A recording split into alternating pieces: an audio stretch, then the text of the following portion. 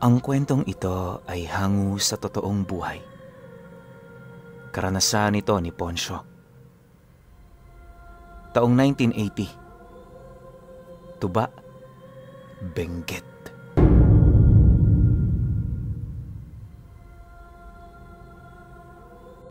Itong mga panahong ito, kakarating lang nila Poncio sa Tuba. Kaya sila napunta sa lugar na yon ay para dumalo sa isang malaking pagtitipon ng mga kaanib ng simbahan. Sa lugar na kanilang pinuntahan, na hindi ko nalang papangalanan kung saan, napakaraming dumalong mga madre at mga paring taga-ibang lugar. Sa pagkakatanda noon ni Poncio, magbe-25 anyos pa lang siya noong mga panahong yon. Aktibo siyang kaanib ng simbahan, kaya na may isa siya sa mga napili para makiisa sa nasabing seminaryo. Sa mga unang araw ng kanilang pagtungtong doon, naging masaya naman ang lahat. Marami ang palaro at salo-salong inihanda para sa kanila. Pagpapakita kung gaano kainit ang pagtanggap sa mga pumunta. Dahil dito, hindi naman maiwasang makaramdam ng tuwa itong si Poncio. Nga pala, kabilang sila sa mga bumukod sa sekta na nag-aasam na manumbalik sa tunay na relihiyon. Naisip nilang yun lang ang paraan para mapagtibay ang kanilang pananampalataya, kaya kahit kapos sa salapi, nagpumilit silang lumuwas ng Leyte. Maraming bagay man ang isinakripisyo nila para sa lakad na yon. Hindi naman nila ito pinanghihinayangan sa kadahilan ng alam nila sa kanilang mga sarili na sulit ang lahat ng kanilang ginastos. Ayon kay Poncio na, sa tanawin pa lang, talaga namang hindi na yon mabayad-bayaran ng salapi. Idagdag mo pa rito ang napakatahimik na lugar sa paanan ng isang bundok na halos nakasubaybay sa mga bayan-bayang naroon sa ilalim nito. 2 araw pa ang dumaan. Umiikot ang kanilang mga gawain sa pagdarasal at pag-uusap-usap tuwing gabi. Lahat yon may kaugnayan sa Panginoon at sa kung paano nila papalakasin ang kanilang pananampalataya na umabot sa puntong hindi na ito basta-bastang matitinag ng mga pagsubok.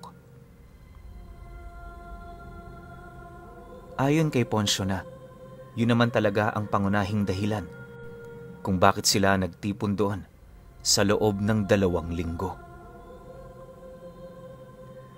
Akala nga niya, magiging masaya at puno ng alaala ang pananatili nila, pero lingid sa kanyang kaalaman, yun pala ang simula ng bangungot na hindi na niya matatakasan. Sa abot ng kanyang pagkakatanda, Biyernes ng hapon noon, nang may mapansin siyang isang dalaga sa gilid ng pinto sa likod ng bahay na kanilang tinuluyan. Mag-aalas 5 na noon, kaya wala na gaano doong tumatambay. Iihi lang din sana itong si Poncio, pero pagsilay niya sa likod ng pinto, nasipat niya ang isang babae, napakadungis ng itsura, na walang patid sa pag-iyak. Akala niya, katutubo lang yung naligaw. Kaya ang ginawa niya, nilapitan niya ito para kausapin. Subalit sa kasamaang palad, hindi sila magkaintindihan noon. Kaya ang ginawa niya, isinama niya ito sa mga paring naging kalapit na niya. Sa kanilang pag-uusap, napag-alaman nila sa babae na hinahabulyo ng 3 lalaking hindi pa matukoy ang eksaktong kinaroroonan. Base rin sa salaysay nito, may kakayahan yung makapagpalit anyo ng kung sino-sinong tao. Upang makumbinsi rin silang nagsasabi yun ng totoo, may ipinakita itong isang batong kulay kahel, nagakamao ang laki. Sa loob ng batong yan, may nasipat silang parang itim na itlog na kung titingnan makikita mong parang tumitibok. Noong una, inakala nilang wala lang ito, Pero pagsambit ng babae na aswang ang ninakawan niya nito, doon na unti-unting nagbago ang kanilang mga pagmumuka. Akmang mag-uusap-usap na sila, bahagya naman yung binasag ng isang paring kararating lang, sabay wika sa kanila ng, "Mahihina yang mga yan. Matatakot ba kayo? Gayong nasa bahay kayo ng Panginoon? Sige na, magsibalik na kayo sa inyong silid at malapit nang sumapit ang oras ng pagnonobina. Ikaw, Poncio, dalhin mo ang babaeng ito kung saan mo ito nakuha. Hindi saklaw ng ating responsibilidad sa mga panahong ito ang magkupkop ng mga taong nagdadala ng gulo."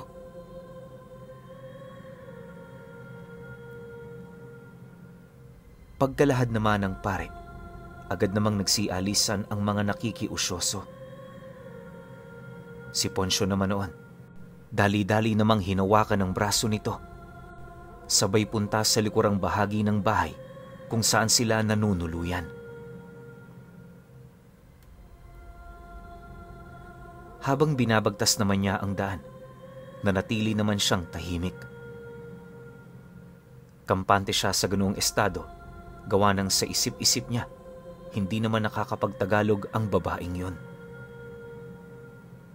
Ang kaso lang, nung akmang papalabas na siya, nagsimula na itong makipag-usap sa kanya. Dire-diretsong Tagalog ang pagsasambit nito, na siya namang ikinagulat niya ng husto. Sa kanyang pagkakaunawa, nagmamakaawa ang babaeng yun sa kanya na kung maaari itago siya nito sa loob ng bahay na yon. Ang nais nitong mangyari, magpalipas doon ng isang gabi lang, gawa ng naniniwala itong mapanganib na para sa kanya na maglakbay ng gabi. Pagtatapat pa nito na ang batong pinanghahawakan nito ay rekliyas ng isang makapangyarihang sinaunang aswang na minsang nanirahan sa lugar ng Benguet.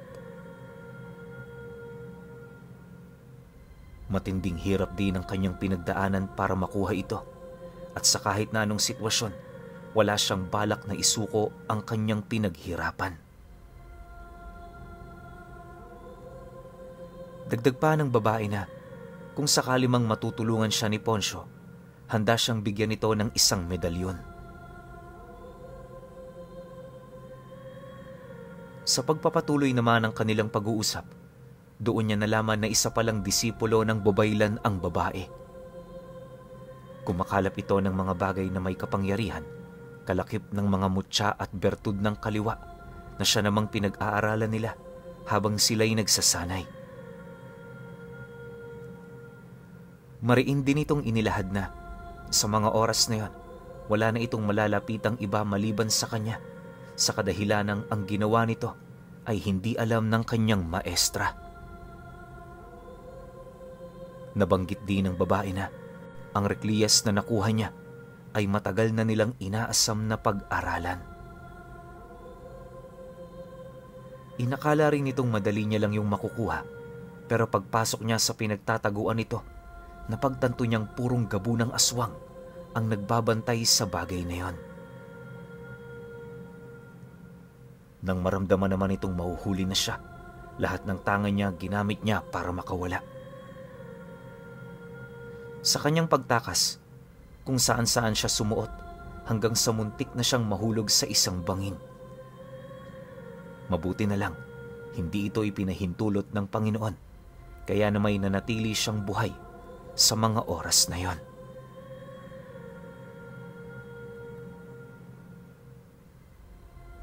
Matapos naman itong marinig ni Poncio, pinilit naman niyang ipagsawalang bahala ito, pero nang akmang bubuksan na niya ang pinto, narinig niya ang mahinang pagtawa ng babae habang nagwiwika sa kanya ng,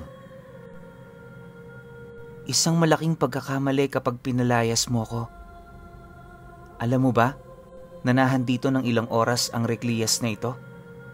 Makalayo man ako, kayo naman ang malalagay sa panganib. Hindi ako nagbibiro, kaya dapat lang na ihanda mo ang iyong sarili." Pero ikaw pa rin ang magdedesisyon. Mamili ka na lang. Nang marinig naman ni Poncio ang sinabi nito, di naman niya maiwasang makaramdam ng takot sa katawan.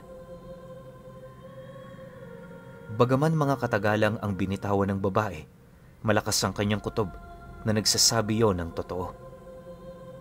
Hindi niya mawari pero anuman ang sabihin nito sa kanya, pilit niya talaga itong pinaniniwalaan. Ang mas ikinagulat pa niya ay noong masipat niya ang kwintas nito na may palawit ng Sagrado Verdadero. Isa yung uri ng medalyon ni San Jose na minsan na rin niyang nakitang suot ng tatay niya. Ayon kay Poncio na may talandro din ang medalyong yon at isa din siya sa nakapagpatunay sa bisa ng pangkaligtasan nito.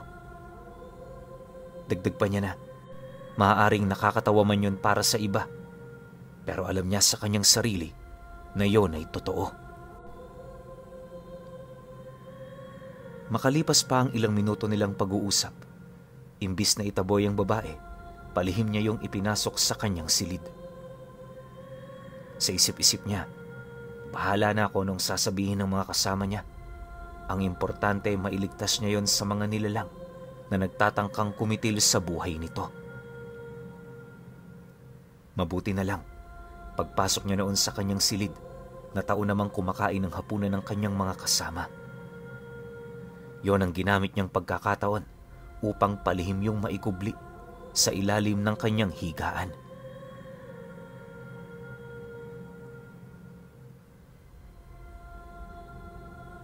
Sa paglalim pa ng gabi, tahimik na ang buong paligid. Si Poncio noon tulog na. Animoy hindi man lang nababahala sa mga bagay na maaaring mangyari. Akala niya ang gising niya noon sa susunod ng araw. Pero pagtungtong ng alas 11, bahagya naman siyang napabalikwas nang maramdaman niya ang pag-uga ng higaan niya. Pagsilay naman niya sa kanyang tabi, nakita niya ang babaeng nagliliwanag ang mga matang nakatingin sa kanya. Dahil dito, dali-dali naman siyang napabalikwas papalayo. Subalit bago pa man siya makalikha ng ingay, sapilitan nitong hinawakan ng kanyang bibig habang pabulong na nagwiwika sa kanya ng, "Shh! Huwag kang maingay kung ayaw mong matuntun nila tayo. Naririnig mo yung mga kaluskos sa labas? Sila na yan. Nasa gilid na ng bahay na ito."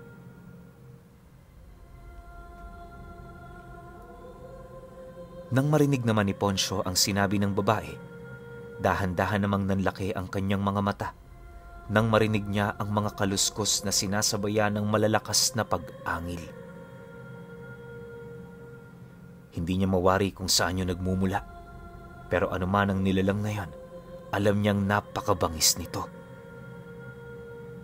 Maya-maya pa, bahagya naman yung napahinto sa parte ng silid nila habang may kung ano yung sinisinghot-singhot. Rinig na rinig nila ang ginagawa nito, gawa ng napakalapit lang nila sa may siwang ng bintana. Sa puntong yon, wala nang ibang naramdaman si Poncio maliban sa matinding kaba na bumabalot sa kanyang wisyo. Hindi naglaon, bigla naman siyang napatayo nang masipat niya ang pagdaan ng isang mabalahibong nilalang sa siwang kung saan sila nakasilip. Matapos naman niya itong masipat, mas lalo pa siyang nakaramdam ng matinding panginginig, gawa ng nasisiguro niya hindi yun mga pangkaraniwang nilalang. Paglalarawan niya sa kanyang nakita, parang kawangis yun ng aso na may napakapulang mga mata. Lagpas nguso din ng mga pangil nito na halos kasing itim na ng uling. Tindig na tindig din ang balahibo nito na siya namang lumilikha ng kakaibang ingay sa oras na kinakaskasyo ng nilalang sa dingding ng bahay.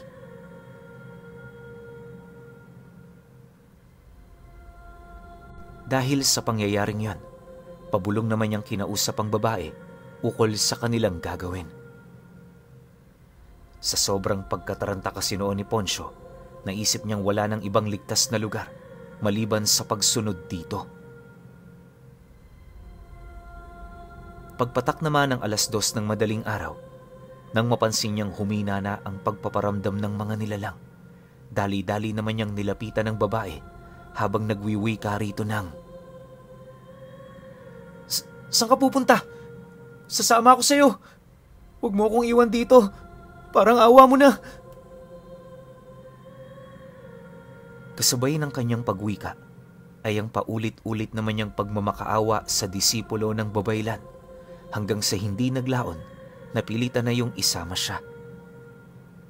Kahit hindi man yun sigurado sa kanyang naging pasya, wala na yung nagawa dahil biglaan ang pag-alis nila sa bahay na yon.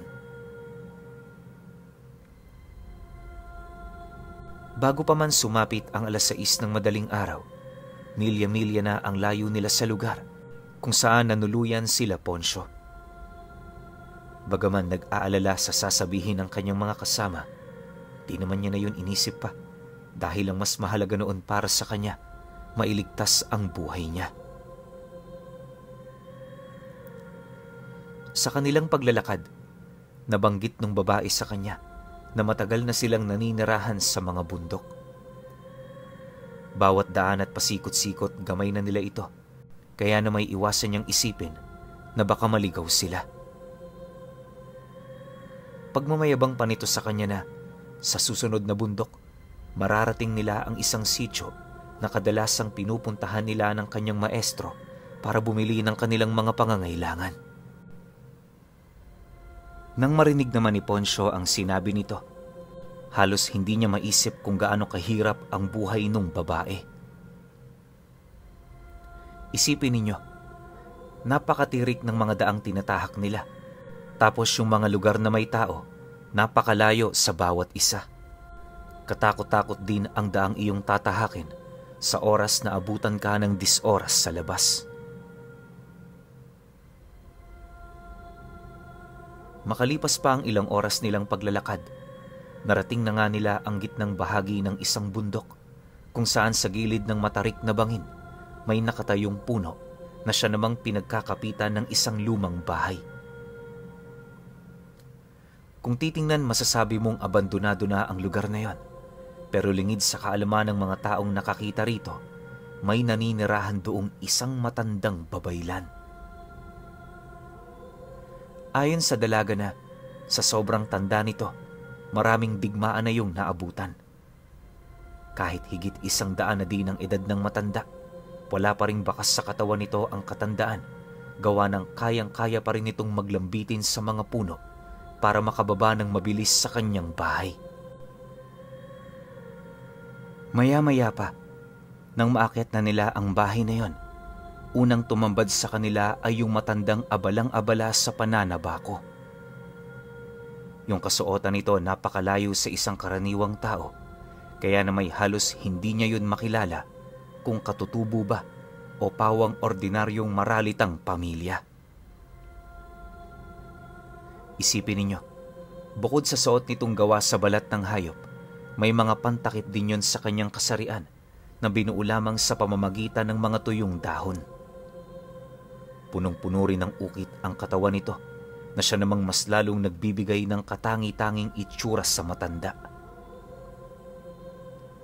Dagdag pa ni Poncio na agaw pansin din ng puting-puti nitong buhok na may malagintong kulay sa pinakagitna nitong bahagi.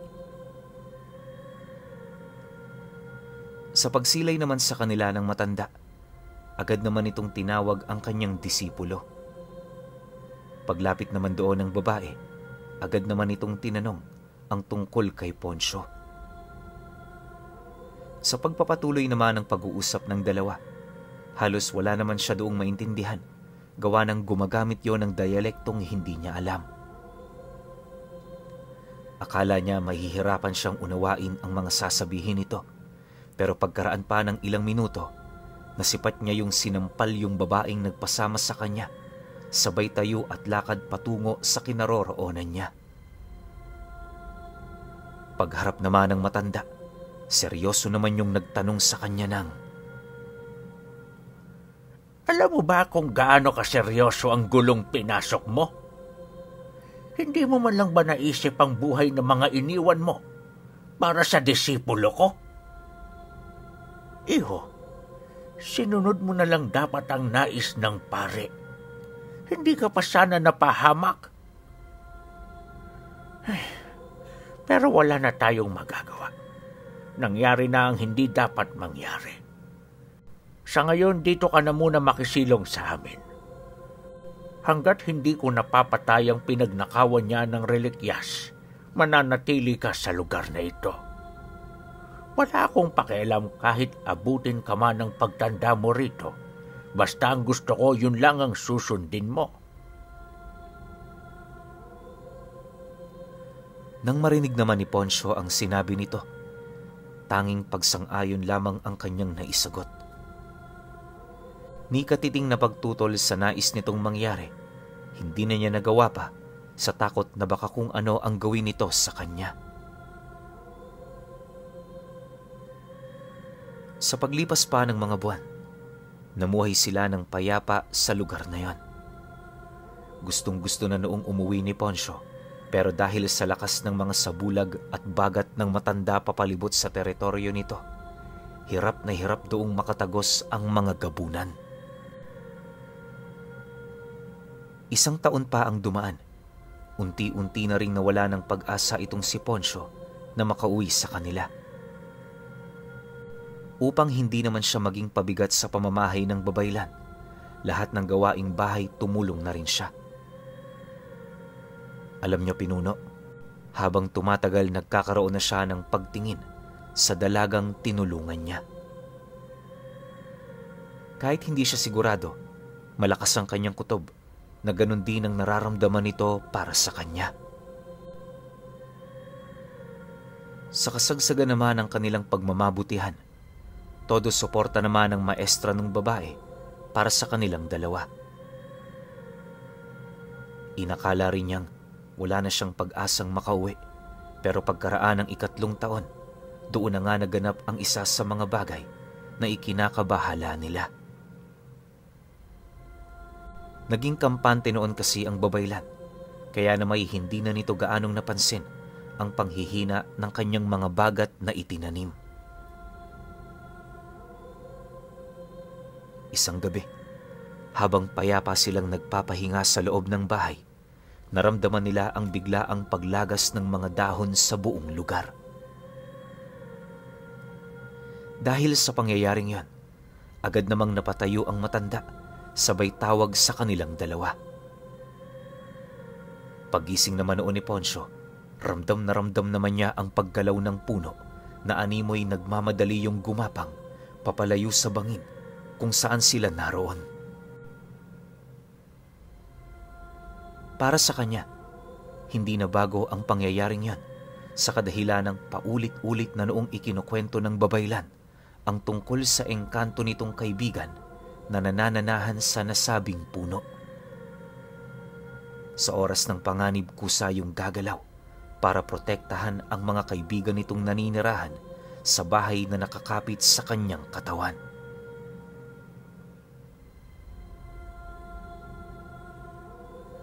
Habang mabilis na umuusad ang puno, panay naman ang paghahasa ng matanda sa sandata nitong napaka-antigo na. Ayon kay Poncio, isa yung uri ng espada na may paalon na disenyo. Marami rin yung ukit sa gitna ng talim nito at base sa hawakan, ilang siglo na ang tanda nito. May tampok din yung pulang bato sa dulong bahagi ng hawakan nito na kusa namang nagliliwanag sa oras na hinahawakan yon ng matanda. Sa loob ng halos 1 oras, kahit pinuputakte na sila ng mga aswang sa labas, nanatili pa ring naghahasa ang maestra nung kasintahan niya. Silang dalawa naman noon, walang ibang ginawa kundi ang manatili sa tabi nito, mariing naghihintay sa kung anumang bagay na iuutos nito sa kanila. Akala nga noon ni Poncio, hindi na sila lalabas sa tahanang yon. Pero nang mapatalim na ng matanda ang sandata nito, dali-dali naman yung tumayo sabay wika sa kanilang dalawa nang, "Dumito na muna kayo. Sa ngayon wala kayong ibang gagawin kundi pagmasdan ng mga mangyayari sa lugar na ito. Malayo na tayo sa bangin. Kaya sa oras na may mangyari sa akin, malapad na ang inyong matatakbuhan. Sige na, kaawaan nawa kayo ng Panginoon." Matapos yung mailahad ng maestra, kampante naman yung naglakad habang isinusukbit sa likod niya ang nasabing espada. Pagbukas naman ito ng pinto, kalmado naman itong kinuha ang paborito nitong salakot, sabay suot nito sa kanyang ulo. Bago din yung tuluyang lumabas, napangiti pa yun sa kanila habang pabulong na inilalahad ang mga katagang, "Manood kayo. Ganito magtrabaho ang isang babaylan."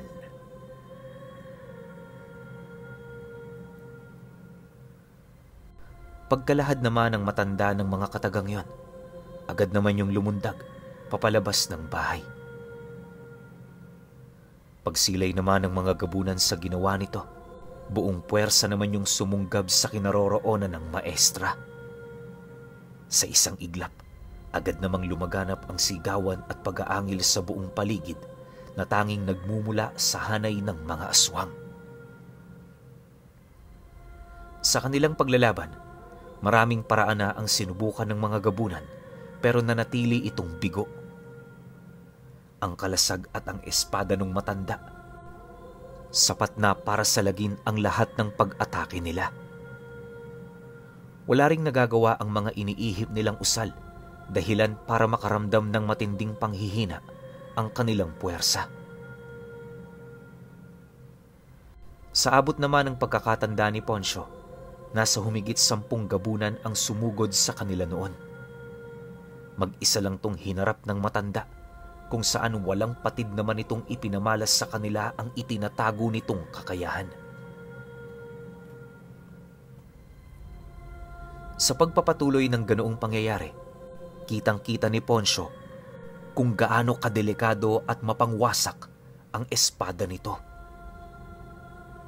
Sa oras kasi na lumalapat yon sa kanyang biktima, mabilis yung nangingitim at kalaunay nagiging sanhiyo ng pagkamatay nila. Ang mas nakakagulat pa sa lahat ay yung pamamaraan ng pagkamatay ng mga ito. Isipin ninyo, matapos nitong mangitim, magsusukayo ng napakaraming dugo na parabang ang pinupunterya ng espadang yon ay yung laman loob ng mga nilalang na yon. Inaasahan naman ito nila Poncio, sa kadahilan ng alam nila kung gaano kakapal ang kabal ng mga gabunan.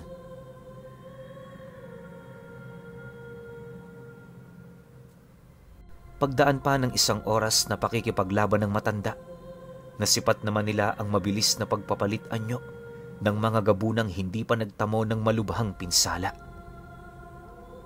Nang akmang susugurin na yon ng matanda, mabilis naman yung kumaripas ng takbo habang paulit-ulit na umaalulong. Dahil dito, minabuti naman ng babaylan na wag na yung sundan. Naniniwala siya, sapat na ang ginawa niya upang magsilbing banta ang lakas niya laban sa mga ito. Sa pagbalik naman ng katahimikan sa buong paligid, kampante naman yung umupo sa tabi ng mga pumanaw na aswang habang nagsisindi ng tabako. Nang masipat naman yun nila Poncio, dali-dali naman nilang nilapitan ang maestra para kausapin. Akala kasi nila nagtamo yun ng pinsala sa katawan, pero paglapit nila sa kinaroroonan nito, nakita nilang wala yung galos sa katawan.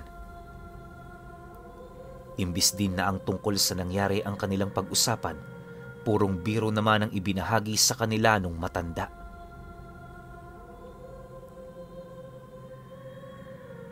Kinabukasan pagising naman nilang dalawa, nadatnan niya ang kanyang sarili sa harapan ng isang maliit na baryo. Di pa man siya nakakatayo, lumapit na sa kanya ang matanda habang nagwiwikayo ng, "Mula dyan may masasakyan ka patungo sa bayan. Heto ang pera. Gamitin mo sa pamasahe at pagkain. Isama mo na rin itong disipulo ko nang sa gayoy makapamuhay kayo ng matiwasay." Nang marinig naman ni Poncio ang sinabi nito, imbis na tanggapin ang ibinibigay nitong salapi, pinili niya yung talikuran. Sa puntong yun kasi, nagpasya na siyang sumama sa matanda. Sa isip-isip niya, mas mainam na ang ganon para naman kahit papaano matuto din siya ng mga lihim na karunungan. Dahil sa kanyang sinabi, wala namang nagawa ang maestra kundi ang sumunod. Magmula noon, naging katuwang na sila ng matanda sa lahat ng bagay. Bilang lalaki itong si Poncio, siya ang naatasang makipagdigma sa mga nilalang na nagtataglay ng pisikal na lakas. Ang kanyang asawa ang nagsisilbing tagagamot ng mga pinsala niya at ang babaylan naman ang nagbibigay sa kanila ng mga sinaunang armas at tangan.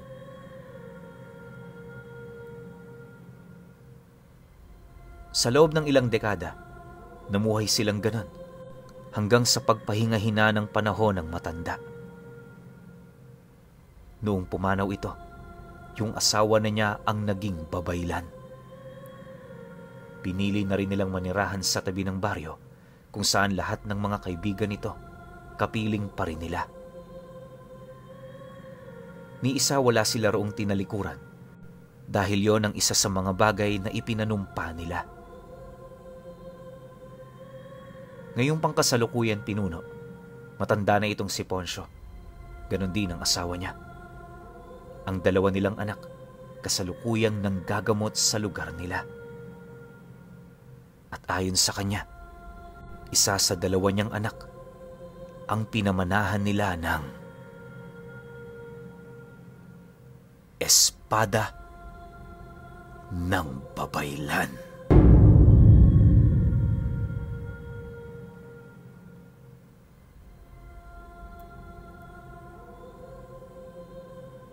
Okay. Opinion ko sa kwento. Grabe yung mga ganitong klase ng kwento, no? Lalo na pag yung may matandang babae na mahaba yung buhok. Isang tao lang talaga yung pumapasok sa isip ko eh. Ewan ko, siya lang talaga eh.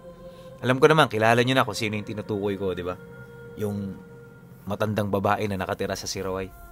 Ay, sobrang miss na miss ko na siya. Tsaka miss na miss ko na lahat ng kwento niya. Pero syempre, hindi naman patungkol sa kanya yung kwento natin na to, kundi dito kay Poncio. Masasabi ko lang, napakaganda ng kwento na to. Sobrang ganda. Wala na akong ibang hihilingin pa. Nandito na lahat. Aksyon, pagmamahalan, pagpapasa ng mga karunungan, lakas ng isang babaylan. Ang galing nito. Sobrang galing talaga. Kaya, pero yun para sa akin lang naman yun. Pero kasi iba-iba nga tayo ng taste. Gaya nga ng lagi kong sinasabi. Siguro yung iba sa inyo, matitirpan to. Pero yung iba, hindi. Pero ako, para sa akin, swak na swak sa akin to. Pero syempre, kayo pa rin. Kung may opinion kayo sa kwentong ito, comment nyo lang sa baba. Yun lang. Hanggang sa susunod na kwento. Salamat.